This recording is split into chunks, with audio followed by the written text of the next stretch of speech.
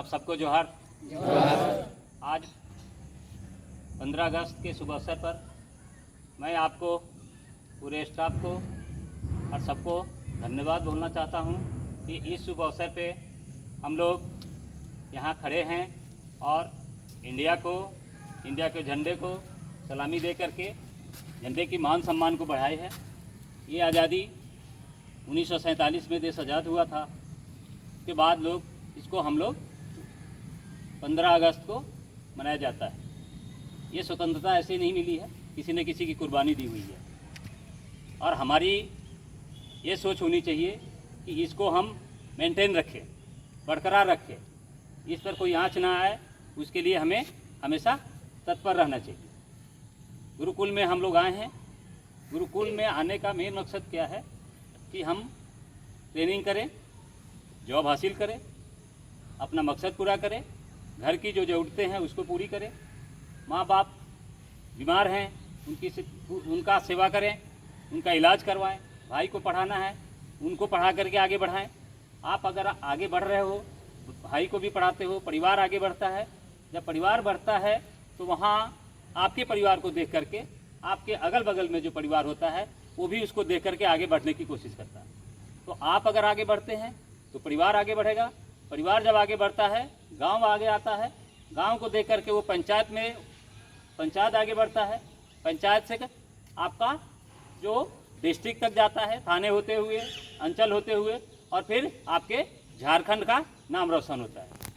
अगर झारखंड का नाम रोशन होगा तो हम सब एक ऐसे अवसर पर रहेंगे कि जिससे दुनिया फख्र करेगी कि हाँ देखना है तो झारखंड को देखो, वहाँ के बच्चों को देखो।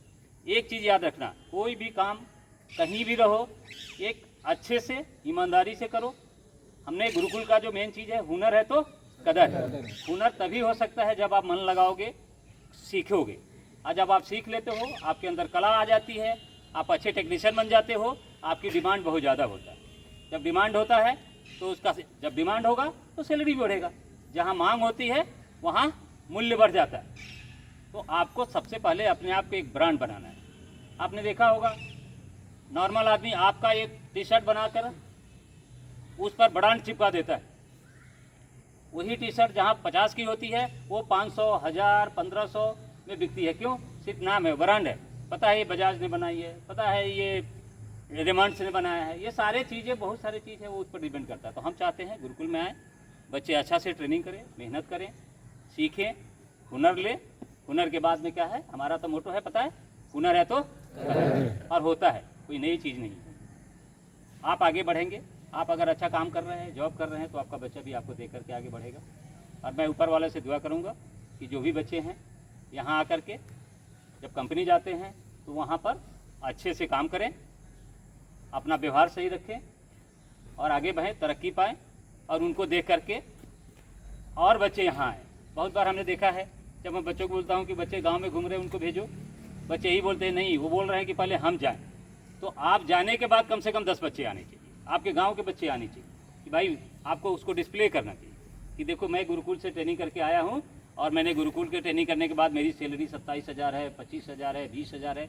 मैं घर में 1 रुपया भी नहीं कमाता था, लेकिन गुरुकुल के माध्यम से हम लोग ये सैलरी कमा रहे हैं। जो भी बेरोजगार बच्चे हैं उनसे रिक्वेस्ट है, आप एक वीडियो बना करके उस पर पोस्ट कर सकते हो कि आप वहाँ जाएं और अपना लाइफ बनाएं। धन्यवाद।